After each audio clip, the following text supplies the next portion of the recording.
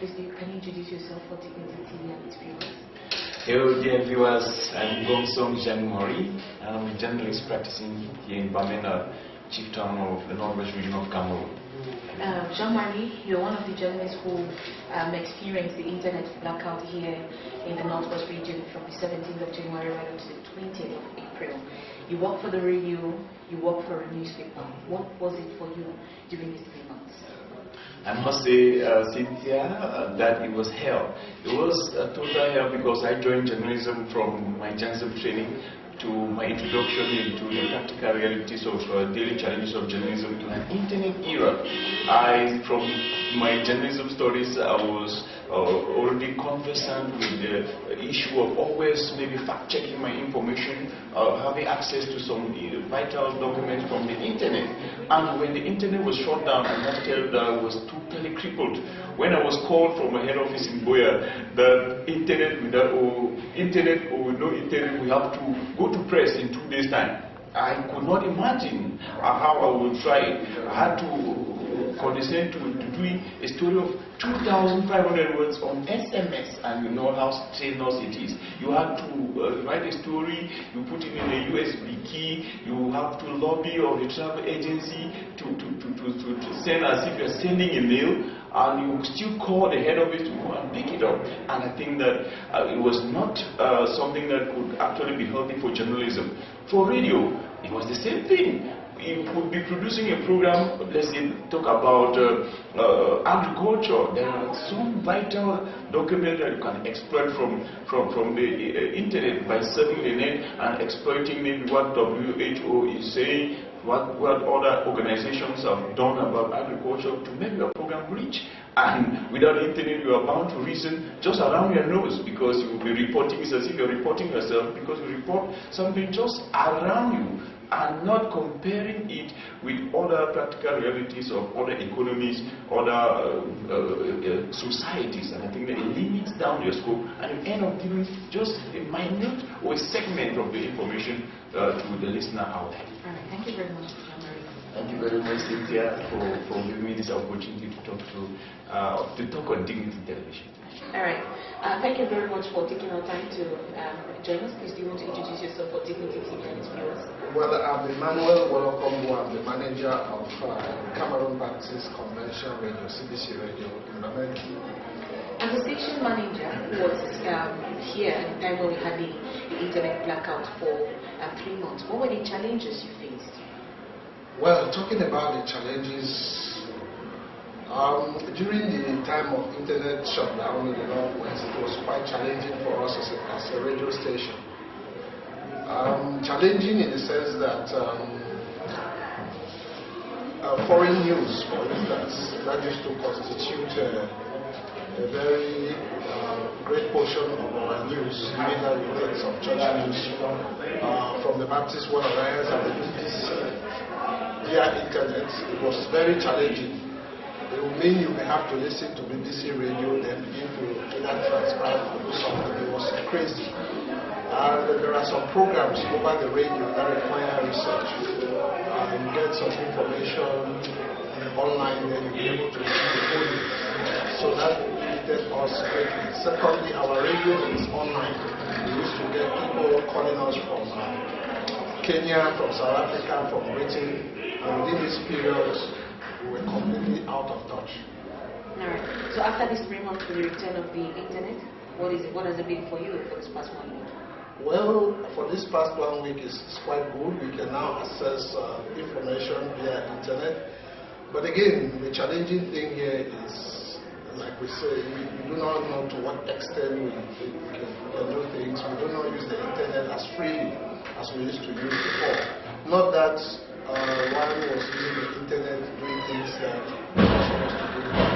Right now, the portion is just such that you are very, very careful on how you use the internet in order not to get yourself into any trouble with the internet. Thank you very much, Manager, for talking to me. Thank you. You're welcome. Well, I'm Francis Zante. I run a couple of online newspapers. After I publish Tedef Web News, it can develop in news. It's mostly online, it's in English. And I publish something called Cameroon People magazine. It's a people's magazine that takes the normal people and there's no orientation that we put all the other magazines that are on the globe. It must have been very challenging for you during the period where we have the internet blackout here in the Northwest region. Yeah, really considering the fact that all my stuff is done online, I was practically knocked off. And considering the fact that the Northwest and the Southwest regions constitute my dominant news source, and also that I need to publish things the way they come online, work was almost impossible for me because I had to go down the field, do work, and then take work into areas where you have internet connectivity to get anything done. And so for most of the time I always find myself seeing things behind, events, considering the fact that I'm online. And it was honestly, I can see it was very little or no business for me. Alright. So it must be looking good for you, seeing the internet return. Yeah, I think so. It's really back to normal. Though I can't really say completely back to normal because it's just picking up. It's still timid, but it's coming. It's coming, and I think I'm hopeful. Yeah. You're welcome to Dignity Television. Please introduce yourself. My name is Sylvia Atangeli, and I work from the school in Cameroon, the Northwest Regional Branch. During the 3 months of internet blackout, we know that lots of organizations and people faced challenges. What challenges did you encounter? Working for the civil society has a lot to do with advocacy. So we use most of the internet platforms as advocacy grounds to push through the messages we carry. So during that period, I felt like I didn't have a job because there was no way for me to update the website. There was no way for me to get write-ups on Facebook or Twitter or whatever. So from that level, it was really, really boring, if I can say so. I felt like I wasn't doing my job, I wasn't meeting my objectives, it wasn't going as such.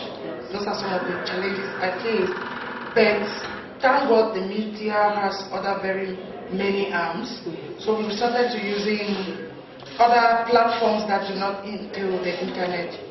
For instance, writing our stories through a magazine publication, that kind of thing, or working with newspapers. But we equally found it really difficult at that level because the newspapers, their own was just another story altogether. Now that the internet is back, is it still joyous as the internet was before it was taken away? What is the difference? What is the impact?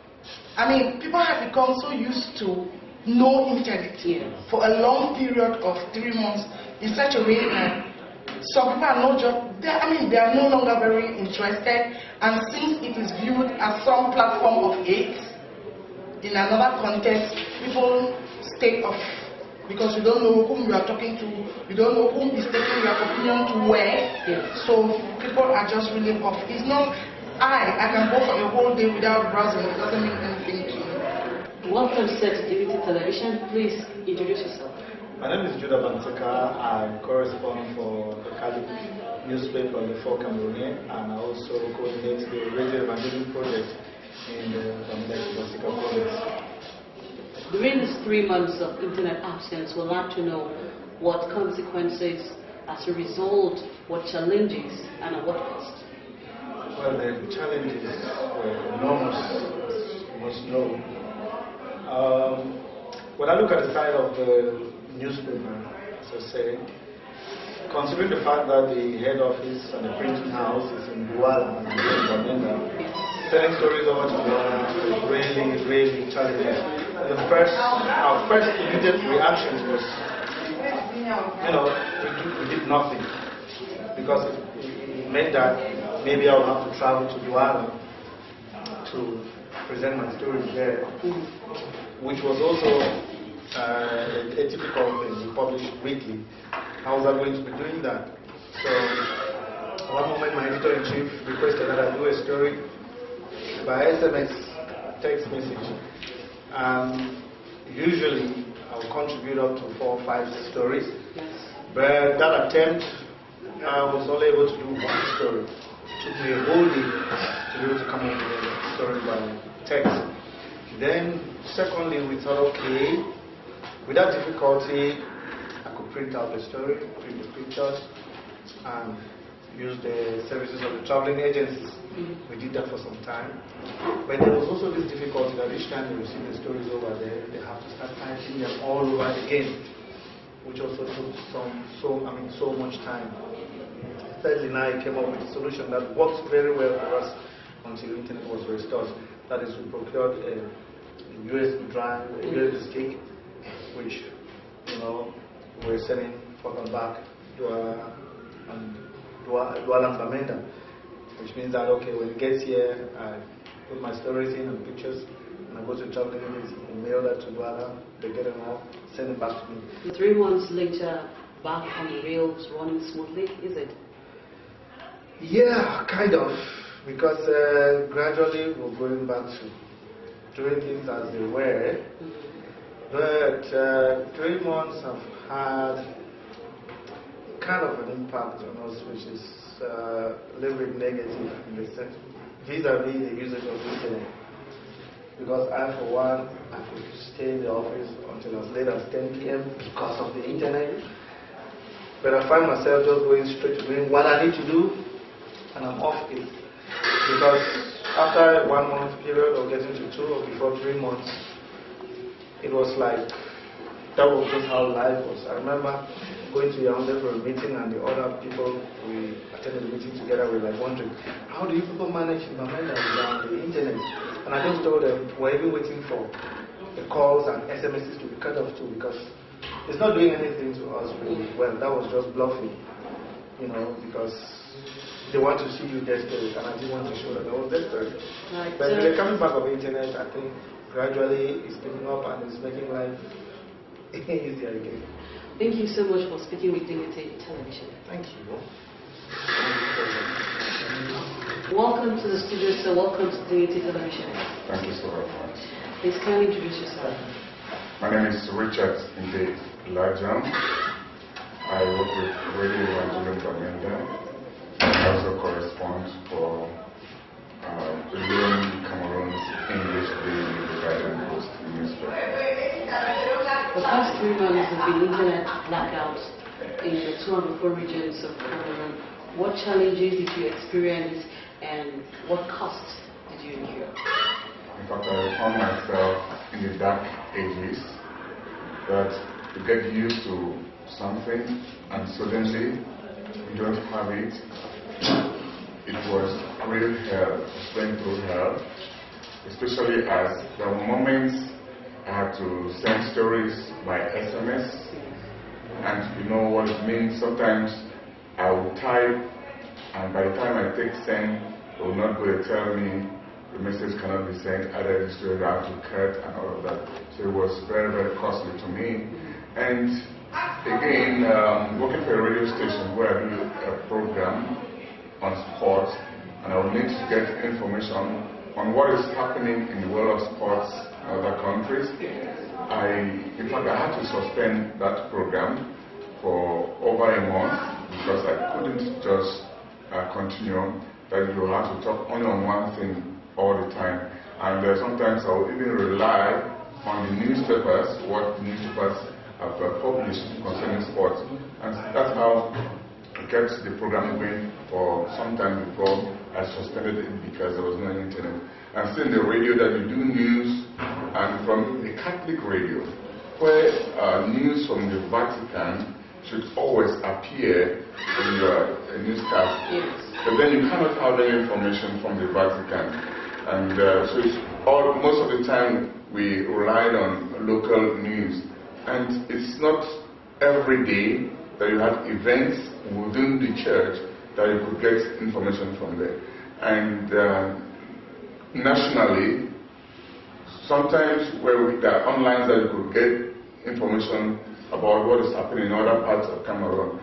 Without the internet, it was so difficult that you had a 30-minute news to present and you go, you sit and you don't have the material to present, but all the same, it was a big, big challenge.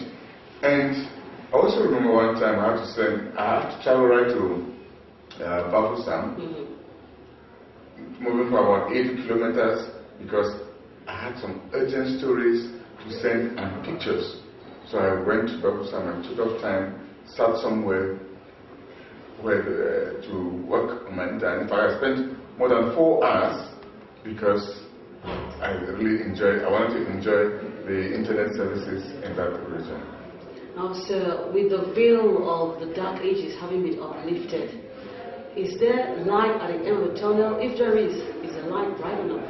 I think there's light in the tunnel, and because on a daily basis I'm able to get information from other media houses, international media houses, to get what is happening in the world. I'm able to communicate with friends all over the world. I'm able to do a lot of things since the internet came back, and I think that there is light in the tunnel. Thank you, sir, for speaking with Dignity Television. It's my pleasure. Hello everybody, my name is Aya Bach. I teach peace journalism at the Protestant University of Central Africa in Yaoundé, and I coordinate a program of studies, that is a master program of studies, and our students will learn not only how to do a good report or how to do a good interview, but they also learn something like conflict analysis, psychology of conflict, and so on. So we really try to give them a good knowledge as to be peace journalists later on in their career. Thank you for joining the Cameroon Association of English-Speaking Journalists Bamenda branch to celebrate World Press Freedom Day. The theme is Critical Minds for Critical Times, media's role in promoting a pluralistic, peaceful and just society. How do you situate your work within this team? I think that peace journalism has is an important issue in this context. But maybe I can explain a little more what I think about the connection of the freedom of the press and peace journalism. Because freedom of the press is an issue that concerns us all, that concerns any journalist. But freedom of the press does not mean that you can just publish anything without regarding the rights of a third person. So the best freedom of the press has its limits there where the rights of the third person are concerned. It's about dignity, personal dignity, for example. But then peace journalism is very, very important because we are responsible as journalists who have, in the best case, who have freedom of expression. We are responsible of what we publish. That doesn't mean that we have to accept limitations by, let's say, dictatorial governments or state authorities who like to limit the freedom of the press. But we ourselves have a responsibility as for what we do, because our words can hurt, our words can create conflict, our words can put fuel to a conflict. But on the other hand, our words can also help to resolve a conflict. Our words can create peace, can contribute to peace building. So we have a lot of possibilities to act as journalists, but we have to be responsible of what we do. And there are a lot of ethical codes in the world. Many journalist organizations have ethical codes.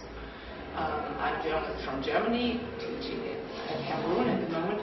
For example, in Germany we have an ethical code by the German Press Council, and we always have to respect this code, of course. Our responsibility means that we have to respect certain ethical rules. Nevertheless, I think that journalists always have to find the truth and have to publish the truth. Sometimes there can be a conflict between ethical rules and publishing the truth.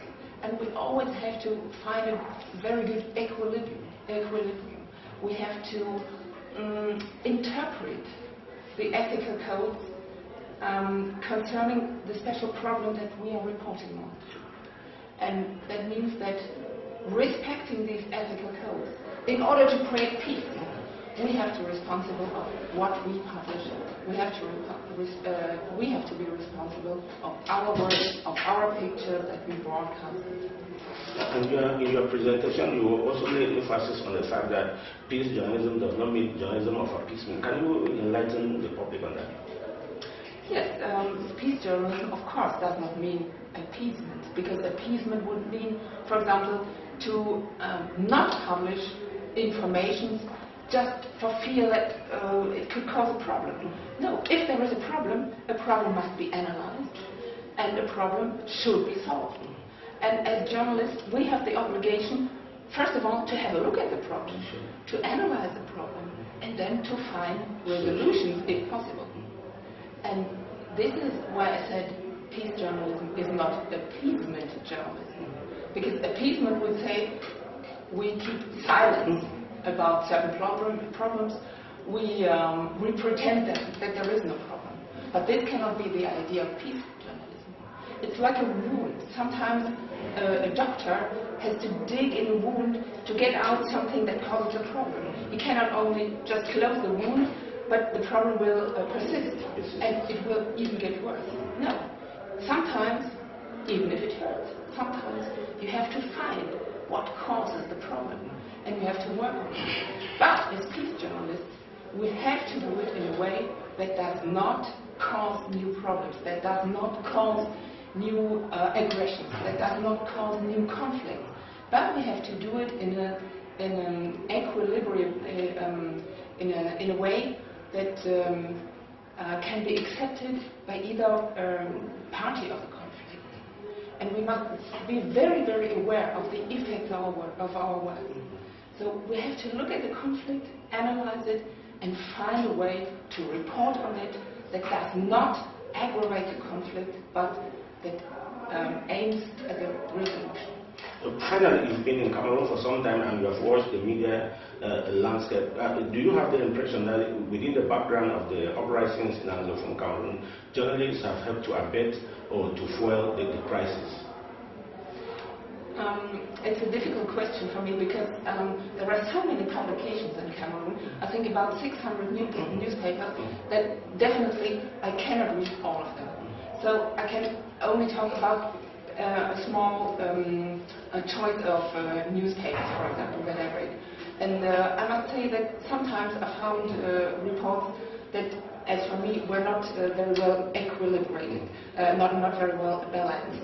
And I think that there were even some examples of biased reporting. And I think on both sides, I don't say that there is only one side. I think I found examples of biased reporting on both sides. But of course I cannot speak for the entire media landscape in Cameroon, since 600 newspapers, this is just too much for one person.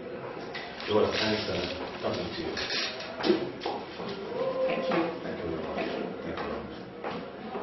Urban Radio is one of the radio stations that have a key program on Saturday mornings when you get to look at the press. It looks like somehow the whole shutting down of the internet or so equally affected the content of your programs. It did. That program made me say,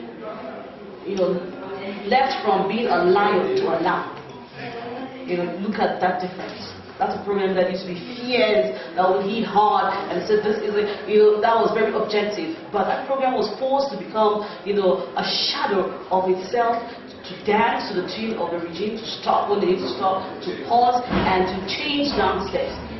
Basically, for the survival of the program and for the safety of panelists, the safety of the presenter, and the name. Of course, keep the name of a radio, and of course a social responsibility to an audience that's been faithful, has been listening for so very long. We couldn't just scrap it, we just had to hang in there, no matter how very hard it was. We hung on to that program virtually by the skin of our teeth, but we had to. Thank you very much for talking today. Thank you. My pleasure. My name is Emmanuel Batoko, Chief of News and Programs, CBC Radio. You're one of the radio stations in Bamenda that had to leave the period of internet blackout. What was the experience for you during that 3 month period? I would say that the suspension of the internet was almost a kind of hibernation for journalism, especially as far as CBC Radio at that time was concerned, because we virtually had to record BBC, record CRTV, and transcribe. I'm not sure that is what we've been trained to do. The internet before its suspension was already a very big facility, because each time you needed news on the news from the international scene, you simply had to go to the internet and you would cut whatever you needed and try to give it a local angle. If you couldn't, you would use it the way you had it, but you would try to make sure that it had some kind of relevance to your audience. But during the period of suspension, we even got ashamed of ourselves, because most of our news was scanty, to say the least. And I guess that our listeners could sense that something was wrong. So I would say that to an extent, we were almost like a radio station that was beginning to do its job. Otherwise, why would somebody who had already been used to so much exposure become limited to local content that probably didn't also have stories from other parts of the country? So what I'm saying in fact is the kind of journalism that we were practicing during the last 3 months or so was more or less a joke. We are beginning to get back to the real practice today, because the internet has been restored. Did we also give you time to rethink on your strategies and all that, especially when you return to the internet? Well, but let me also note that during that period of suspension, we got some guy who came and did some installation for us, so we could have some internet connectivity, but it was too poor, epileptic, and you could take close to 2 hours just to download a simple file. So I can't say we actually had internet. But some of the programs, especially interactive programs that needed that people would have to send us contributions on social media, were completely, I would say, stifled. It became non-existent. But even now that the internet has been restored, I still see a lot of reticence, especially on the part of some people, because when you have an interactive show where you expect people to express themselves very freely, especially on socio-political issues, some of them try to be too selective. They say the kinds of things that people will not. They say things that are safe. But I think that that wasn't the experience we had before. People were more liberal, people were more free, and people were more open. Today there is some kind of self-censorship even on the part of our audience.